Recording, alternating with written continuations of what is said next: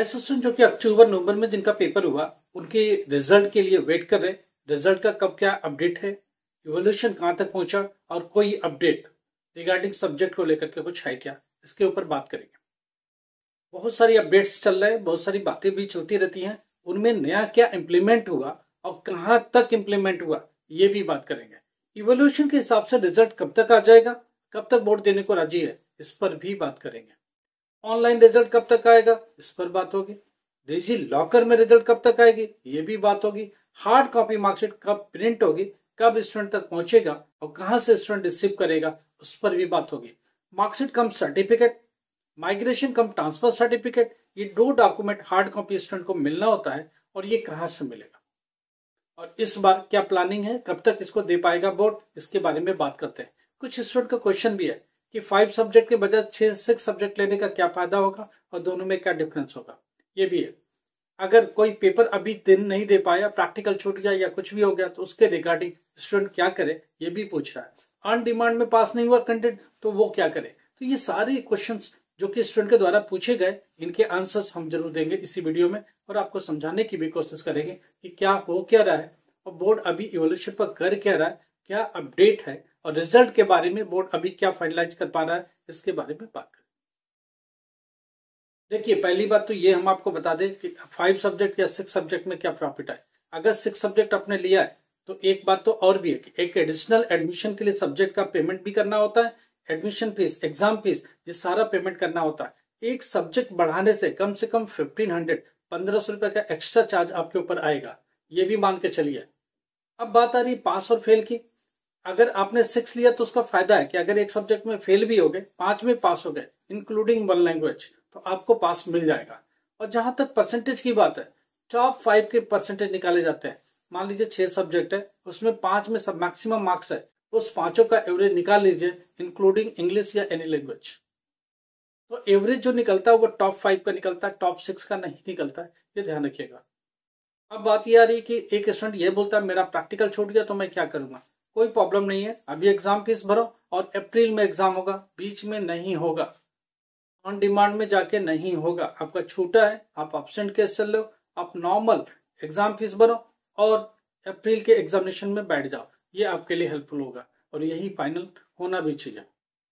एक स्टूडेंट ये कह रहा है कि मैं ऑन डिमांड पेपर दिया तो मैं फेल हो गया, अभी मैं क्या करूं, ऑन डिमांड दूं क्या। देखो, कोई फायदा नहीं है। अगर आपने पब्लिक एग्जाम में एडमिशन लेके, नॉर्मल एडमिशन आपका पब्लिक एग्जाम का है और आपने ऑन डिमांड दिया है, तो पब्लिक एग्जाम देने के लिए आप एलिजिबल हो। अभी एग्जाम फीस भरो और अप्रैल में जाके एग्जाम दो। क्योंकि अगर ऑन डिमांड, अगर फिर सोच रहे हो ऑन डिमांड में एक बार तो पास हुए नहीं, तो आपको समझ में आ जाना चाहिए कि ऑन डिमांड में बहुत ज्यादा फायदा होने वाला नहीं है। फिर भी अगर ऑन डिमांड देना भी चाहते हो तो आप ऑन डिमांड का फॉर्म जनवरी में आएगा, वो भी भर सकते हो। मगर मेरी सलाह है कि आप पब्लिक एग्जाम का फीस जरूर भर दो, ताकि ऑन डिमांड से ना निकले तो पब्लिक एग्जाम अप्रैल में बैठने का मौका आपको मिल जाए। तो ये चीज ध्यान देकर के चलो।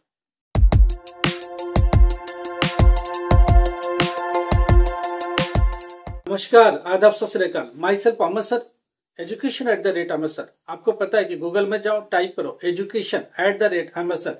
500 के आसपास वीडियो या ब्लॉग्स पड़े हुए आपको हर सब्जेक्ट पर मिलेगा, हर टॉपिक पर मिलेगा। मैक्सिमम टॉपिक है ना इसका कवर है, कोई भी प्रॉब्लम है तो उस पर जाओ, ढूंढो, जरूर मिलेगा आपको। 500 प्लस ब्लॉग्स पड़े हैं। हम लोग लगातार बात कर रहे हैं एनआईएस के स्टूडेंट के हित में बात कर रहे हैं। जो एग्जाम्स हुए उसकी इवोल्यूशन कहां तक पहुंचे उस पर बात करते हैं। देखिए, इवोल्यूशन लगातार जारी है, नए नए पेपर्स खुल रहे हैं। कल हम लोग इसके ऊपर सब्जेक्ट वाइज ब्यौरा लेके आएंगे, क्योंकि सब कलेक्ट कर रहे डेटा, फिर आपको बताते हैं। देखिए, एक बात तो तय हो गई थी, फिजिक्स, केमिस्ट्री, बायोलॉजी और ज्योग्राफी, ये जितने भी प्रैक्टिकल वाले सब्जेक्ट है, इनमें बोला गया कि थोड़ी सी छूट दे दो और रास्ता निकालो, ये भी बात हो गई। कल एक बात और निकल के आई, अकाउंटेंसी और बिजनेस और इकोनॉमिक्स, ये जो कॉमर्स ग्रुप के स्टूडेंट, क्या इनको भी कुछ किया जा सकता है। हाँ, अगर इनमें से अकाउंट का रिजल्ट कई बार खराब होता है, उन्होंने बोला अगर अकाउंट में कुछ है तो जैसे फिजिक्स केमिस्ट्री पर देख रहे हो वैसे अकाउंट पर भी देखो। अकाउंट में पॉसिबिलिटी है थोड़ी सी लिबरल होकर के चेक की जाएगी, थोड़ा स्टूडेंट के हित में की जाएगी। थोड़ा 2-4 मार्क्स में कहीं फेल हो रहे तो कहीं इंप्रूवमेंट भी दी जा सकती है। ये बात कल बोल दी गई कि अकाउंट के ऊपर भी आपके लिए कुछ ना कुछ बेनिफिशियरी चीजें निकल के आ रही और आपको इसका फायदा मिलेगा। 10th क्लास SST पे स्टूडेंट का क्वेश्चन है। हमने पहले भी बोला बोर्ड इस पर बहुत अच्छे से काम कर रहा है और स्टूडेंट को बहुत ज्यादा फायदा मिलने वाला है। एसएसटी पर ढीला हाथ रखने का बोला गया है और एसएसटी का रिजल्ट खराब ना हो इसकी पूरी कोशिश करने के लिए बोर्ड ने बोल दिया। इवन भी 10th क्लास हिंदी पर भी क्वेश्चन था, इसको भी बोला गया थोड़े हाथ ढीले रखो, रिजल्ट खराब नहीं होना चाहिए, ये बात बोली गई। और आप अभी कितना लिख के आओ ये आपको अच्छा समझता है, आप उसके हिसाब से जज कर सकते हो। रही बात इवोल्यूशन जिस तरह से चल रही है उसके हिसाब से रिजल्ट कब तक आएगा, इवोल्यूशन के हिसाब से रिजल्ट 10th आप जनवरी ऑनवर्ड ही आएगा, 10 जनवरी के पहले पॉसिबल नहीं है। स्टूडेंट ये बोलता है कि क्या दिसंबर में आएगा, बिल्कुल नहीं आएगा। देखो एक बात समझो, दिसंबर 26 तक रिजल्ट आता था पहले, मगर इस बार एग्जामिनेशन कम से कम 15 to 20 डेज डिले है, तो इसी के हिसाब से इवोल्यूशन में उतना टाइम लगेगा। चलो बोर्ड थोड़ी जल्दी भी कोशिश कर ले तो 10 जनवरी से पहले पॉसिबिलिटी नहीं है, 2-4 दिन ऊपर नीचे होगा तो एक बार इवोल्यूशन खत्म होने दो, डेटा कंप्यूटर में आने दो, फिर हम लोग बता पाएंगे कि रिजल्ट कब आ जाएगा। क्योंकि जब कंप्यूटर पर आएगा तो वहां से एक वीक के अंदर ये लोग रेडी कर देंगे रिजल्ट और ऑनलाइन देने के लिए सिस्टम इनका रेडी हो जाएगा, तो हम लोग को पता चल जाएगा कि रिजल्ट कहां तक पहुंचा और कब तक मिल जाएगी। थोड़ा और आगे प्रोग्रेस होने दो, सब्जेक्ट वाइज ब्यौरा कल आएगा तो थोड़ी और आपको क्लैरिटी मिलेगी कि कौन से सब्जेक्ट तक की कॉपी चेक हो गई है, उसकी बाद का कितना पेंडिंग वर्क रह रहा है, वो कितने टाइम में हो जाएगा। ये सारी बातें हम लोग धीरे धीरे करते हैं। जहां तक बात है कि सब्जेक्ट में क्या फर्क है, जरा मैं बात कर लूँ। देखो अकाउंटेंसी पर बोल दिया गया करने के लिए, बिजनेस स्टडी इकोनॉमी पर अभी बात होगी, अभी ये बात हुई नहीं है, ये ध्यान रखिएगा, अभी ये बात हुई नहीं। 10th क्लास के मैथमेटिक्स के स्टूडेंट बोल रहा था, 10th क्लास के साइंस के बारे में बोल रहा था, अभी इन दोनों पर बातचीत चलेगी, अभी हुई नहीं है इस पर बात। हम भी वेट कर रहे हैं कि कुछ अगर इस पर बात आती है तो मैं आपको इस पर बताऊंगा, अपडेट कर पाऊंगा। थोड़ी सी बात हो रही है कि क्या इस बार का रिजल्ट पिछले साल से अच्छा रह सकता है। हाँ जी, पिछले साल बहुत इंप्रूवमेंट हुआ था, हमने आपको बोला था और एग्जैक्टली वही हुआ। इस बार भी ज्यादा तो नहीं मगर 3-4% तक का जंप मिल सकता है। बोर्ड कोशिश कर रहा है कि जो पिछले बार का रिजल्ट है उससे 3 to 4%, मैक्सिमम 5% का जंप मिल जाए तो बेहतर है। इस 5% से क्या होगा, 5% स्टूडेंट ज्यादा पास होने का फर्क पड़ेगा, क्योंकि हर सब्जेक्ट में अगर 2-4 नंबर का जंप कुछ देंगे बड़े बड़े सब्जेक्ट्स में, इसका फायदा होगा। वो सारे सब्जेक्ट जिसमें स्टूडेंट के फेल होने के चांसेस ज्यादा है या ज्यादा से ज्यादा स्टूडेंट फेल हो रहे हैं, अगर उसमें 2-4 नंबरों से अगर 5% रिजल्ट सुधरता है तो ठीक है, बोर्ड अच्छा काम कर रहा है कि 2 नंबर से कोई ना फेल हो, 1 नंबर से कोई फेल ना हो, 3 नंबर से कोई फेल ना हो, उसको निकाला जाए ताकि रिजल्ट भी सुधरे और स्टूडेंट की पास परसेंटेज भी बढ़ जाए। तो ये एक अच्छा मूव है बोर्ड का और हम इसको अच्छा कदम मान के चल रहे हैं कि बोर्ड एक अच्छे डायरेक्शन में सोच रहा है और होना भी यही चाहिए। देखो एक बात तो तय होगी कि ऑनलाइन रिजल्ट 10 जनवरी से लेकर 15 जनवरी के बीच में आएगा।